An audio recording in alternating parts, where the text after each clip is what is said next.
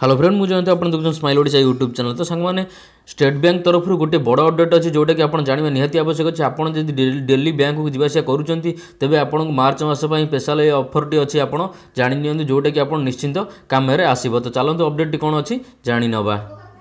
Video को start करने पूर्व सांग मैंने छोटिया रिक्वेस्ट जदि आप चैनल को नुआ आसते तेज चैनल को सब्सक्राइब कर पाखे घंटी को ऑन कर दिंतु। आमर जब भी नुआ नुआ वीडियो अपलोड हो आप सर्वप्रथम देखिपारे।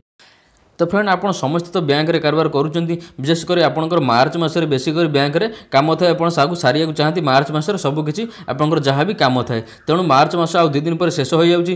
तेणुक आसंता रविवार अर्थात मार्च 31 तारिख दिन लेन देन करुवा समस्त बैंक खोला रही संपर्क में भारतीय रिजर्व बैंक पक्षर ए संपर्क में बैंक मान निर्देश जारी कर चलित आर्थिक वर्ष शेष दिन अर्थात मार्च 31 तारिख रविवार पड़ू से दिन समस्त बैंक खोला रखा आरबीआई पक्षर निष्पत्ति जारी कराई। केंद्रीय बैंक पक्षर एक सर्कुलर जारी करी कहुई कि आसंता 31 तारिख दिन सरकारी बैंक व्यवसाय करुवा समस्त बैंक एवं यार शाखा बैंक खोला रखा निष्पत्ति निपरी समस्त शाखार सरकारी कार्यक्रम करुवा लेन देन करुवा समस्त बैंक मार्च 30 संध्या 8टा जाए एवं मार्च 31 संध्या 6टा जाए खोला रखा निष्पत्ति नि। तो फ्रेंड ये तो था छोटी अपडेट। आशा करूँ निश्चित आपको अपडेट पसंद आसो। जदि आपंकर किसी काम अटकी जाए तेज आप रविवार दिन जाए कम शेष करेंगे। शनिवार राति 8टा जाए और रविवार संध्या 6टा जाए आप बैंक खोला रहा आप बैंक में किसी भी कम यदि आप अटकी जाए करेंगे। तो आशा करूँ भिडियो निश्चित पसंद आसो। भिडियो पसंद आस भिडियो लाइक करूँ और भिडियो सांग शेयर करूँ।